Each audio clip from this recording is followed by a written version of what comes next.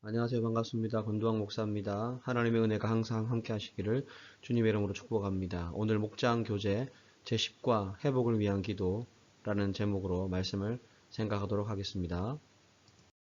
먼저 본문 말씀은 구약 성경 느헤미야 1장 1절에서 11절입니다. 제가 봉독해 드리겠습니다. 하가라의 아들 느헤미야의 말이라. 아닥사스다 왕 제20년 기슬 6월에 내가 수상궁에 있는데 내 형제들 가운데 하나인 하나니가 두어 사람과 함께 유다에서 내게 이르렀기로 내가 그 사로잡힘을 면하고 남아있는 유다와 예루살렘 사람들의 형편을 물은즉 그들이 내게 이르되 사로잡힘을 면하고 남아있는 자들이 그 지방 거기에서 큰 환난을 당하고 능욕을 받으며 예루살렘 성은 허물어지고 성문들은 불탔다 하는지라. 내가 이 말을 듣고 앉아서 울고 수일 동안 슬퍼하며 하늘의 하나님 앞에 금식하며 기도하여 이르되 하늘의 하나님 여호와 크고 두려우신 하나님이여 주를 사랑하고 주의 계명을 지키는 자에게 언약을 지키시며 긍휼을 베푸시는 주여 간구하나이다. 이제 종이 주의 종들인 이스라엘 자손을 위하여 주야로 기도하오며 우리 이스라엘 자손이 주께 범죄한 죄들을 자복하오니 주는 귀를 기울이시며 눈을 여시사 종의 기도를 들으시옵소서. 나와 내 아버지의 집이 범죄하여 주를 향하여 크게 악을 행하여 주께서 주의 종 모세에게 명령하신 계명과 율례와 규례를 지키지 아니하였나이다. 옛적에 주께서 주의 종 모세에게 명령하여 이르시되 만일 너희가 범죄하면 내가 너희를 여러 나라 가운데 흩을 것이요 만일 내게로 돌아와 내 계명을 지켜 행하면 너희 쫓긴 자가 하늘 끝에 있을지라도 내가 거기서부터 그들을 모아 내 이름을 두려고 택한 곳에 돌아오게 하리라 하신 말씀을 이제 청하건대 기억하옵소서. 이들은 주께서 일찍이 큰 권능과 강한 손으로 구속하신 주의 종들이요 주의 백성이니이다. 주여 구하오니 귀를 기울이사 종의 기도와 주의 이름을 경외하기를 기뻐하는 종들의 기도를 들으시고 오늘 종이 형통하여 이 사람 앞에서 은혜를 입게 하옵소서 하였나니 그때에 내가 왕의 술 관원이 되었느니라. 아멘.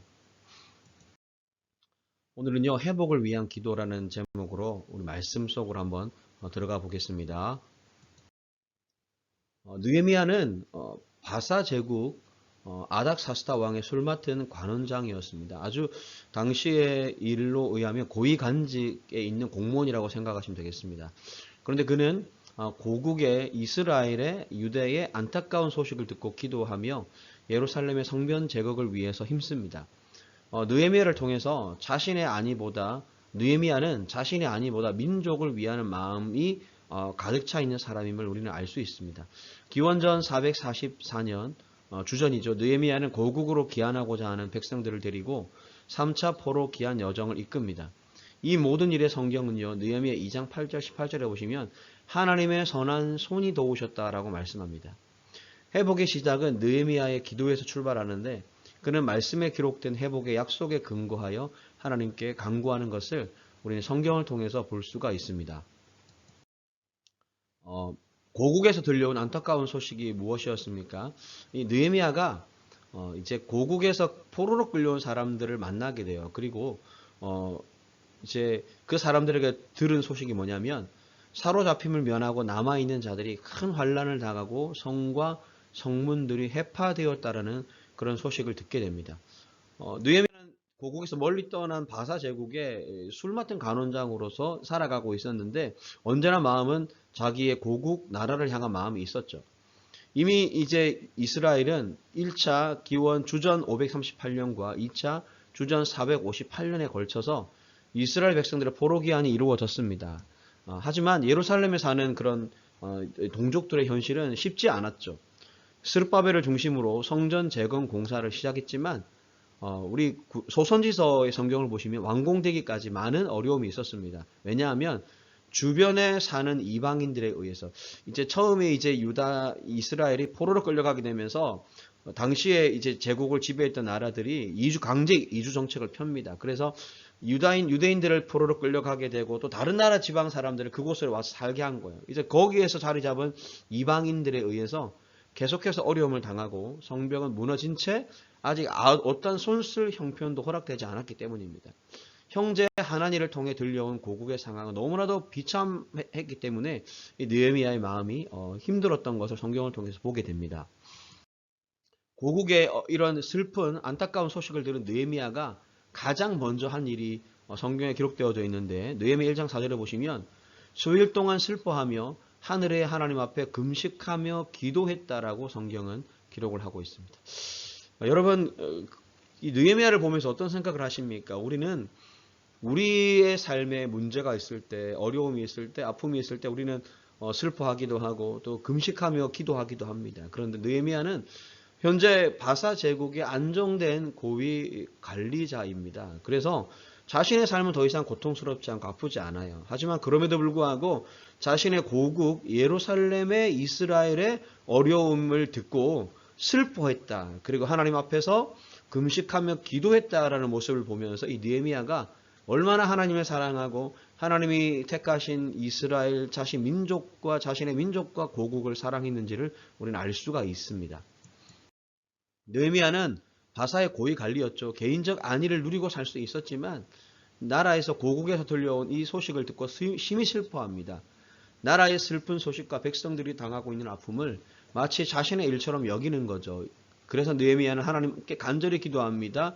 이스라엘 백성들의 제약 때문에 당한 고통을 느헤미야는 뭐라고 성경에 이야기하냐면 나와 내 아버지의 집이 범죄하였기 때문이라고 기도해요. 이사야 58장에서 금식기도의 바른 자세와 하나님의 놀라운 응답의 약속을 확인해 봅시다라고 되어 있는데 이사야 58장에 보시면 하나님께 금식할 때 하나님이 회복을 약속해 주시는 것을 보게 됩니다. 그러니까 느헤미야가 오늘 자신의 나라의 이스라엘의 힘든 어려운 슬픈 현실을 접해 듣고 하늘의 하나님께 수일 동안 금식하며 기도했다라는 것은 하나님의 도우심과 그리고 회복을 기대하면서 믿음으로 기도했다라는 것을 우리는 짐작할 수가 있습니다.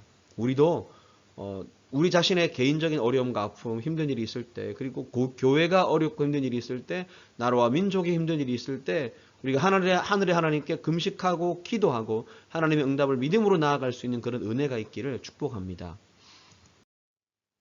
느헤미야는 어떤 말씀을 근거로 이스라엘의 회복을 위해서 하나님께 기도합니까? 참 이 말씀이 은혜로운데요. 하나님은요, 자신의 백성들이 범죄했을 때 쫓겨내 보내겠다고 하셨어요. 범죄를 하면 하나님께 죄를 지으면 쫓아내시겠다고 했는데 그러나 그곳에서 다시 쫓겨났을지라도 하나님의 계명을 지켜 행하면 하나님이 다시 회복시켜 주시겠다.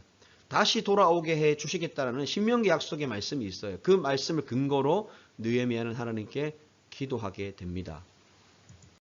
느헤미야는 불순종의 결과로 포로의 시기를 맞이하게 되더라도 우리가 이스라엘에 그렇게 그러했잖아요. 마음을 돌이키고 계명을 지켜 행하면 하나님께서 그곳에서 다시 모으시고 회복시킬 것이라는 신명기 30장의 그 약속의 말씀을 언급하면서 하나님께 기도합니다. 이는 하나님이 솔로몬에게 말씀하신 내용에서도 나옵니다. 내 이름으로 일컫는 내 백성이 그들의 악한 길에서 떠나 스스로 낮추고 기도하여 내 얼굴을 찾으면 그들의 땅을 고칠지라 라고 했습니다. 여러분 우리나라는 참 많은 외세의 침략을 받은 나라입니다. 일제의 침략을 받고 일제의 지배를 받았고요. 그리고 또 6.25라는 남북전쟁, 민족이 함께 전쟁을 일으키는 그런 어려운 일들을 많이 겪었잖아요. 그로 말미암아 지배를 당하고 핍박을 당하고 고통을 당하던 이 나라 이 민족이 그래도 지금 현재 자유를 누리고 우리가 마음껏 신앙생활을 할 수 있는 그 이유는 하나님께서 우리를 회복시켜 주셨기 때문이라고 저는 믿습니다. 앞으로 우리가 살아가는 삶의 여정 가운데 힘들고 어려운 일이 있을 때 문제가 있을 때 회복의 하나님을 간절히 구하고 특별히 무엇보다 우리가 하나님 앞에서 범죄한 것이 무엇인지를 점검하고 찾아내고 그것을 진정으로 회개하며 하나님 앞에서 악한 길에서 떠나는 스스로 겸손하게 낮추는 그리고 간구하고 기도하여 하나님의 얼굴을 찾는 그런 우리의 삶이 되기를 바랍니다. 그러면 하나님이 그들의 땅을 고칠지라라고 했습니다. 하나님이 우리의 삶에 우리의 가정에 우리의 자녀들을 우리 자신을 회복시켜 주실 것이라고 약속해 주시는 말씀인 것입니다.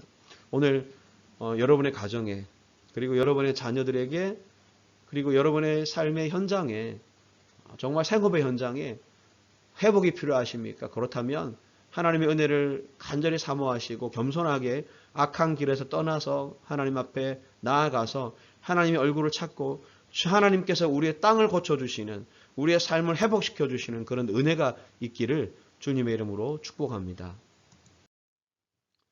당신을 위한 기도 시작반이라는 유엘 씨가 지은 책이 있어요. 거기에 보면 이런 글이 있네요.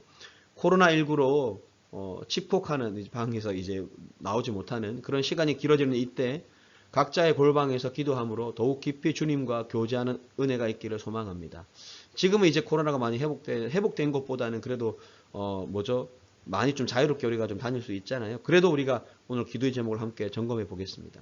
습관적으로 흘러가던 일상 속에서 바삐 사느라 주님을 놓치고 산 모든 것을 먼저 회개합니다. 그런 것 같아요. 우리가 우리의 삶이 회복되기 위해서는 너무 바쁜 현실 속에서 주님을 잃어버리고 살았던 그런 삶의 시간들을 먼저 회개하는 저와 여러분 되셨으면 좋겠고요.